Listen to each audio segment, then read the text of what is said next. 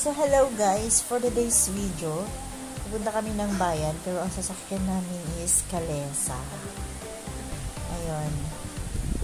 So, habang naghihintay kami ng Kalesa, ayun, chismis-chismis muna sa aming harap ng bahay. So, ito pala yung aming baryo. Ayan. So, ayun nga, dumating na yung Kalesa na hinihintay namin. Ayun, lili ko lang. Kasi marami kami sasakay para nasa right lane. Ayun. So, here we go. Ayun na po yung mga chismos sa kamarites namin. Ayun. Ayan yung Kalesa. So, ang sobrang dami namin kasi kasama namin yung mga bata. Ayun. Ayan naman. Sige, siksikan lang ng siksikan over there. So, yun na nga. Nakasakay na kami lahat. Ayun, enjoy naman kasi kaya sila rin naman hindi masyadong sumasakay ng Kalesa kasi bihira naman sa aming barrio o sa aming bahay.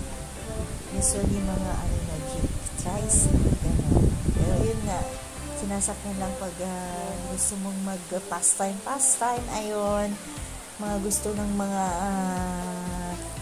bakasyonista. So, ito nga yung daan papuntang bayan. Actually, sikat ito na daanan. Ito yung papunta sa aming bayan.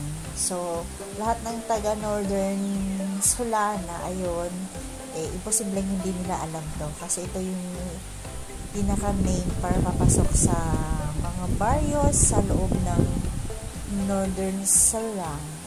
So, ayan. Ganyan yung kabayo. O, si Kuyang driver, kutsero. Ayan.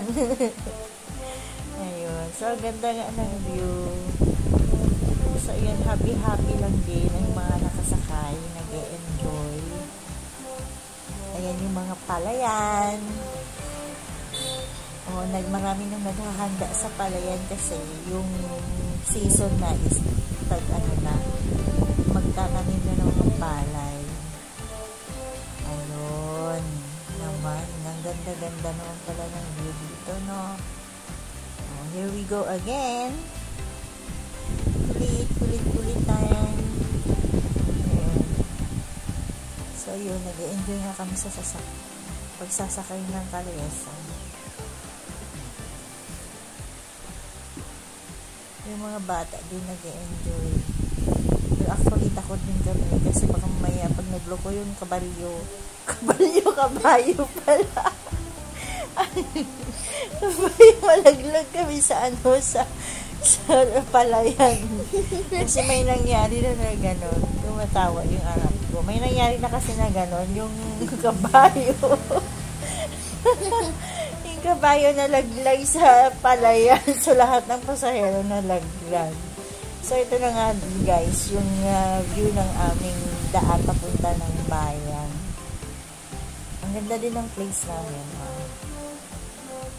Yung number 1 kasi nahanap buhay dyan is palayan. So, yun lang po guys. Maraming salamat sa panood.